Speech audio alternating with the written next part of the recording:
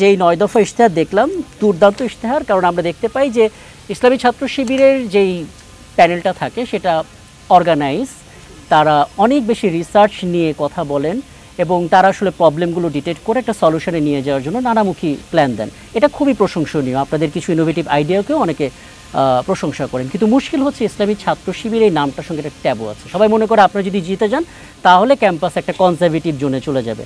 তাদের ক্ষেত্রে কি বলবেন? যেখানে আমি অবশ্য আপনাদের ইশতেহারে দেখতে পাচ্ছি ক্ষুদ্র নৃগোষ্ঠী নিয়ে আপনারা খুব সোচ্চার, কিন্তু ক্যাম্পাসে অন্য ধর্মাবলম্বী যারা আছেন তাদের ক্ষেত্রে স্পষ্ট বার্তাটা নেই।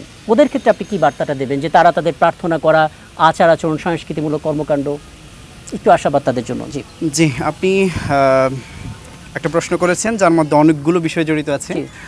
প্রথমেই বলি শিবির ট্যাবু নিয়ে। হ্যাঁ, শিবিরকে আসলে অনেকে অনেক ধরনের ট্যাগ দিয়ে থাকেন, শিবির খারাপ, এই সে অনেক কিছু বলে।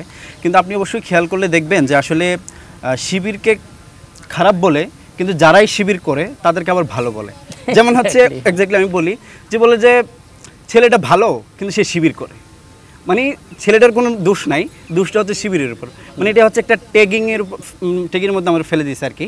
এটা ট্যাগিংটা আসলে কেন হয়েছে সেটা একটু প্রেক্ষাপট যদি মনে করেন, আমরা যদি বলে দেখি। হ্যাঁ, ছোটো করে বলি। 1977 সালে 6 ফেব্রুয়ারি ঢাকা বিশ্ববিদ্যালয়ে কেন্দ্রীয় জামে মসজিদ থেকে আমাদের যাত্রা শুরু।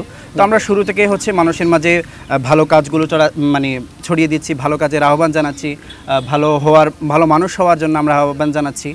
তো ভালো মানুষ হওয়ার এই সংগঠনে মানুষ যখন দিনে দিনে আমাদের সংগঠনে সামিল হচ্ছে, দিনে দিনে যখন আমাদের সংগঠনটা বড় হওয়া শুরু করছে, তখন হচ্ছে এটা আবার অন্য যে সংগঠনগুলো আছে তাদের চোখের বিষ হয়ে গেছে আর কি, যে তারা এটা সহ্য করতে পারতেছে না। তারাই এক ক্যাম্পাসে রাজত্ব করবে, মানে যা ইচ্ছা মন চায় খারাপ কাজ করবে। কিন্তু এখন বাধা হয়ে দাঁড়াচ্ছে শিবির। তারা মানে অন্য সংগঠন যারা হচ্ছে খারাপ কাজ করতেছে, শিবির গিয়ে একটু বাধা দিচ্ছে যে ভাই এটা খারাপ কাজ, এটা করো না, ঠিক আছে। তো এইভাবে যখন সামগ্রিক কাজগুলোতে যখন শিবির বাধা দিচ্ছে, তখন তারা শিবিরকে বিভিন্ন ধরনের ট্যাগিং করা শুরু করছে। কিন্তু আসলে দেখেন যারাই শিবিরের সাথে মিশতেছে তারা বলতেছে মানে ওই ছেলেটা ভালো, ঠিক আছে। কিন্তু আসলে এখানে আরেকটা ফ্যাক্ট হয়ে দাঁড়ায় যে আসলে মিডিয়া একটা বড় ভূমিকা পালন করে আর কি। কারণ হচ্ছে সেই যখন থেকে আমরা হচ্ছে সংগঠনের যাত্রা শুরু হয়েছে, তখন হচ্ছে আসলে আমাদের হাতে কোনো মিডিয়া ছিল না বা আমাদের ভালো কোনো প্ল্যাটফর্ম ছিল না যেখানে আসলে আমাদের কথাগুলো তুলে ধরবো। যার ধরুন হচ্ছে মিডিয়াগুলো তো অন্য সংগঠনের বা নানা কিছু হয়েছে যে কারণে আপনাদের ইমেজটাকে ওইভাবে তুলে ধরতে পারেনি। এখন কি করবেন সেই জায়গা থেকে? জি, এখন যদি বলি, আপনারা যারা আমাদেরকে শিবির হিসেবে চিনেন, ঠিক আছে, আপনারা হচ্ছে আমাদের যে ফ্রেন্ড সার্কেল আছে তাদের জিজ্ঞেস করে দেখবেন যে তারা আমাদের সম্পর্কে কি মতামত দেয়, ঠিক আছে। আমাদের শিবির করে, হ্যাঁ, এখনো কিন্তু অনেকেই কিন্তু এখনো বলে ছেলেটা ভালো কিন্তু শিবির করে।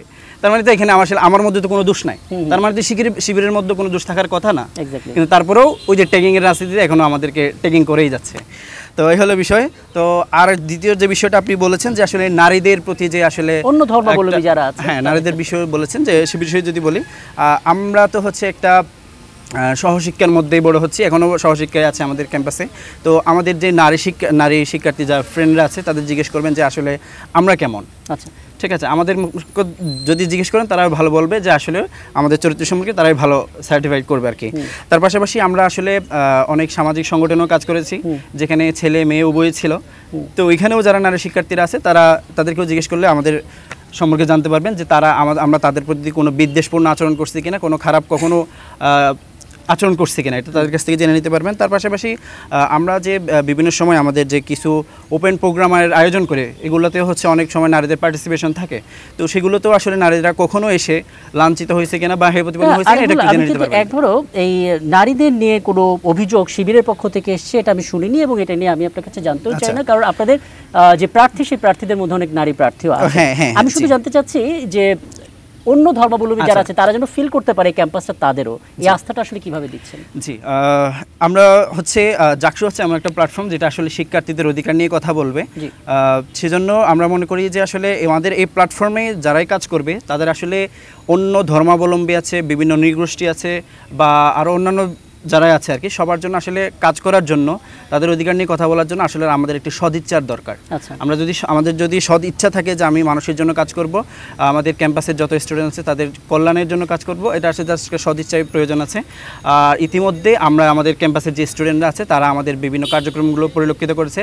আমরা আমাদের ক্যাম্পাসে অনেকগুলো আয়োজন করছি, তার ছোট্ট দুই একটা যদি বলি, আমরা ক্যাম্পাসে বড় করে হেলথ ক্যাম্পের আয়োজন করেছি। এখানে হচ্ছে বিভিন্ন ধর্মাবলম্বী থেকে শুরু করে সবাই আমাদের ক্যাম্পাস থেকে আমাদের হেলথ ক্যাম্পে এসেছিল। তার পাশাপাশি আমরা হচ্ছে আমাদের গণ ইফতারের আয়োজন করেছি, জুলাই আহত যোদ্ধাদের নিয়ে আয়োজন করেছি।